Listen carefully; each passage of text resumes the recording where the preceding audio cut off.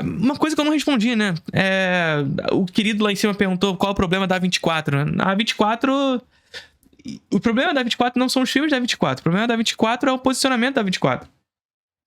Que vende a ideia de... Que vende essa ideia do tal de pós-terror. Que assumiu pra si essa lógica.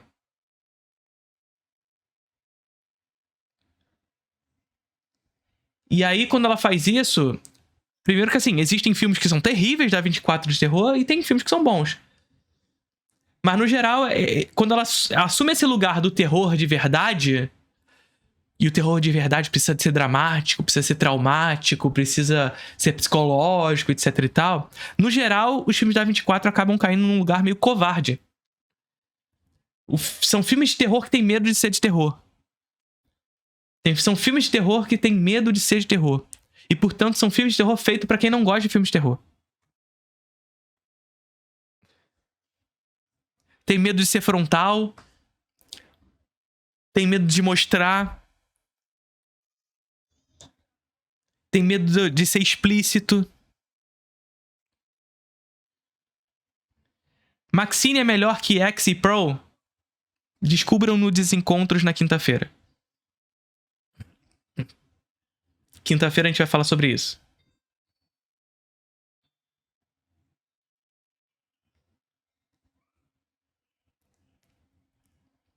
Não vou opinar nada agora com vocês.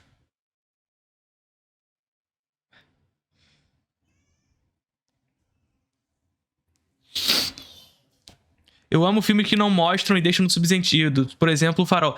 Nimrod, o problema é esse, cara. Não tem como você falar que adora filmes que deixam subentendido sem ver o filme. Se tem uma coisa que vocês sempre me perguntam é se há algum serviço streaming que vale a pena ser assinado. E o que eu sempre respondo a vocês é que nos dias de hoje, um bom diferencial para um serviço streaming é uma boa curadoria. Um streaming que não só vai te dar acesso a filmes, mas que vai te fazer conhecer esses filmes. E isso você encontra na Filmica. Com uma nova interface na web e nos apps, estando disponível para Android, iPhone, Android TV, Apple TV, Chromecast, Fire TV, e que nas próximas semanas estará disponível nos aplicativos para Samsung e LG, a curadoria da Filmica conta com um catálogo diverso que te fará conhecer, por exemplo, a novela vague tcheca, da aclamada diretora Vera Chytilová e seus filmes As Pequenas Margaridas, e também Milos Forman com O Baile dos Bombeiros e Amores de uma Loira. Além disso, você encontra mais de 10 filmes da aclamada diretora belga Chantal Akerman, inclusive o eleito melhor filme de todos os tempos pela Sight and Sound, Jeanne Dielman. Além de outros filmes que amo, como Cria Corvos, do Carlos Saura, e muito mais. Muito mais. Agora, o mais importante disso tudo, a Filmica está com uma promoção maravilhosa, diga-se de passagem, para o seu passe anual. Fazendo a sua assinatura via Pix, você tem acesso a todo esse acervo e curadoria por apenas R$ 84. Um ano de acesso por R$ 84.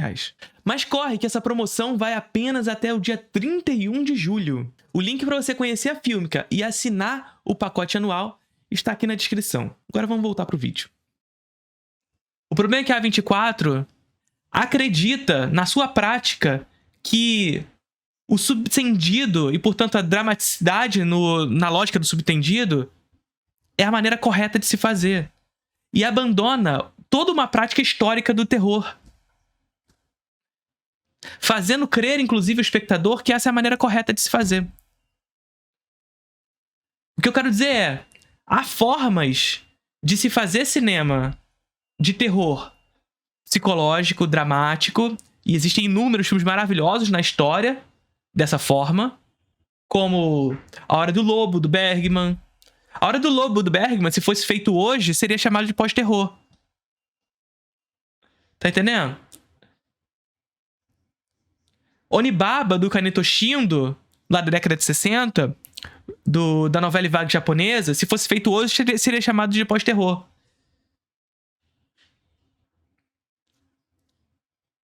Saca? Então, assim, é possível fazer filmes bons assim. Até a 24, A Bruxa é maravilhoso. Hereditário, eu gosto. Não acho que Hereditário seja frontal. Não acho. Acho que sim, é um filme que se utiliza de a lógica dos espíritos e tudo mais, mas ainda assim é um filme que foge um pouco disso. Que esquiva dessa frontalidade em vários momentos. Mas ainda assim eu acho que o filme é bom. A Bruxa é muito melhor. A 24 tem bons filmes. Mas eu gosto muito, por exemplo, da coragem dos filmes independentes da Blumhouse. Pegar até Uma Atividade Paranormal. E você vê que esses filmes mais frontais, mais diretos e tudo mais, geralmente são filmes que caem numa lógica de, ali, é sempre um filme menor. Um filme menos importante. Eu gostei. Me levou a sensações interessantes, mas é menor do que esses outros filmes aqui da 24. Porque a 24 faz filme de verdade. Faz arte de verdade. Sabe? É pegar um filme como Arraste-me para o Inferno, Garota Infernal, Assim na Terra como no Inferno.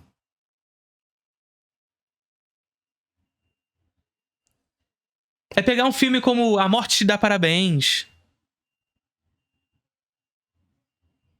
Sabe? Então, são filmes que nos levam a esse lugar. Que nos levam a pensar o cinema ainda sobre a sua ótica histórica.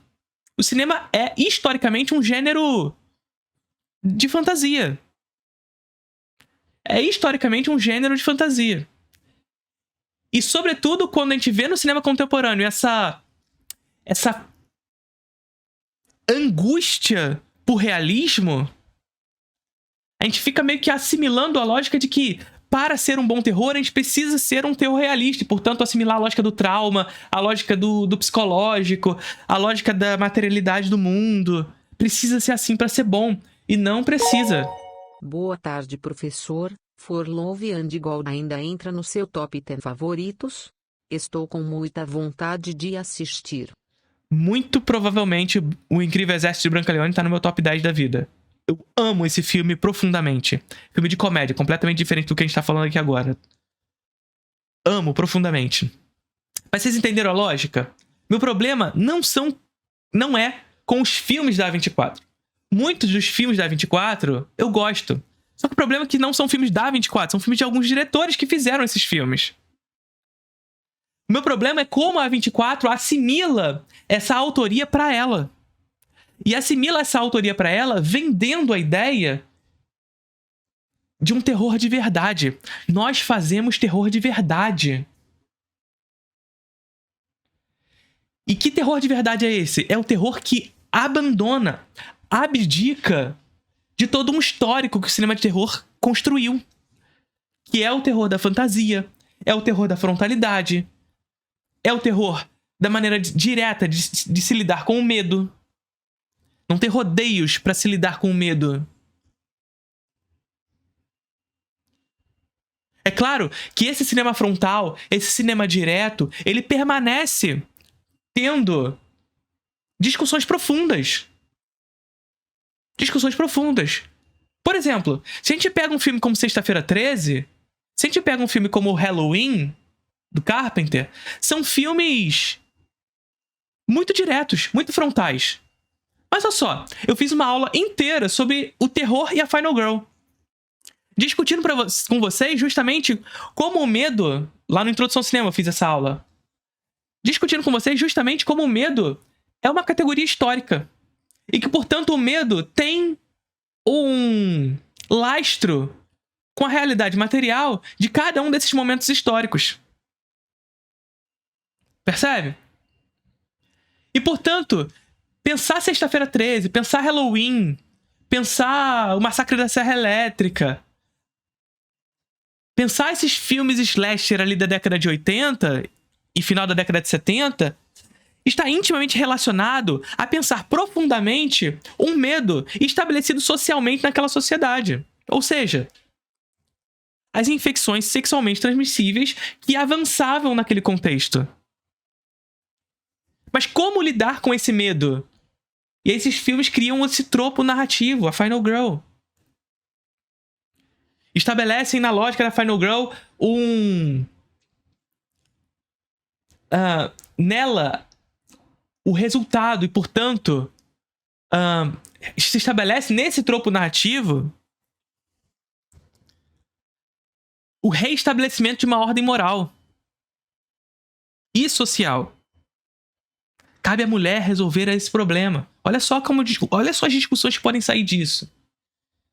E aí, posteriormente, aos filmes da década de 80, vem filmes como It Follows, Pânico, primeiro de todos, né, que meio que subvertem a lógica da Final Girl, mas Pânico, vem It Follows, vem A Morte Dá Parabéns, vem a Garota Infernal, e começam a mudar um pouco a lógica da Final Girl. Até X, aí o filme do T. West. Então veja só como a gente pode discutir esses filmes mais frontais também sob uma perspectiva mais profunda. A galera viu Garota Infernal, por exemplo, na época, e achou que era um filme só um filme sobre monstro, mas, porra, é um filme sobre... Primeiro assim, é um filme que discute a Final Girl, mas que discute muito a lógica da presença do corpo feminino, da objetificação do corpo feminino. São duas moças, uma recatada, que é esquecida, e a outra que não é nada disso, mas é objetificada. Percebe? Então o terror frontal pode discutir questões profundas. O simples pode ser profundo. O complexo pode ser superficial. E muitos desses filmes da A24 que se apresentam como complexos são superficiais. Superficiais. Perguntaram ali, pode-se dizer que é uma questão meio elitista? Sim, total. Porque o terror, o histórico do terror é o histórico da fantasia, mas também o histórico de ser um gênero popular. Isso não significa dizer que nós não podemos fazer no terror filmes mais dramáticos. Não é isso que eu quero dizer. É possível fazer filmes dramáticos também no terror. Só que isso não é de agora. A A24 não inventou a roda. Mais uma vez, A Hora do Lobo do Bergman já fazia isso. Onibaba, do Kaneto Shindo, já faziam isso. Só que não eram covardes. Não são filmes covardes.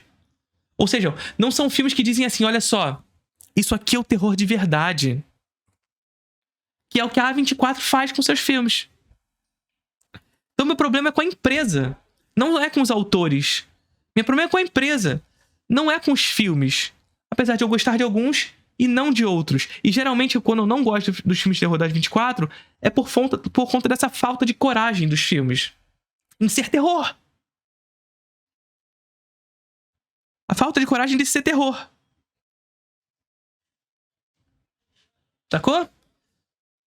O que significa a onda de terror psicológico? É isso, é uma onda de filmes que precisam, para se aproximar do espectador em termos de verossimilhança, para ser verossimilhante às experiências do espectador, ele precisa se conectar com a realidade material. E, portanto, o medo hoje, enquanto categoria histórica, já não está mais na fantasia. Mas precisa ter lastro na realidade. Gente, a gente precisa parar com isso. Chega de filme de trauma. Não aguento mais filme de trauma. Mentira, eu gosto. Mas eu tenho problemas aqui, que é a grande questão, com esse posicionamento que acaba criando um espectador, porque, mais uma vez, gostos são construídos, espectadores são construídos, e a A24, em seu posicionamento de mercado, construiu um espectador que condiciona o bom filme de terror à lógica do drama. É preciso ser dramático para ser bom. E o meu trabalho aqui é de mostrar para vocês, mais uma vez, de que essa não é uma verdade. Que os seus gostos podem ir para outras direções. É possível gostar de um cinema frontal. É possível gostar de Arraste-me para o Inferno. É possível gostar de A Morte Te Dá Parabéns. É possível gostar de A Bruxa de Blair. É possível gostar de Assim na Terra como no Inferno. É possível gostar de Garota Infernal. É preciso que a gente olhe para esses filmes e consiga relacionar o simples ao profundo. E não ter essa falsa ideia de que para ser profundo é preciso ser complexo. O complexo pode ser superficial e o simples pode ser profundo. Tá bom? Então tá bom. Curtiram o vídeo?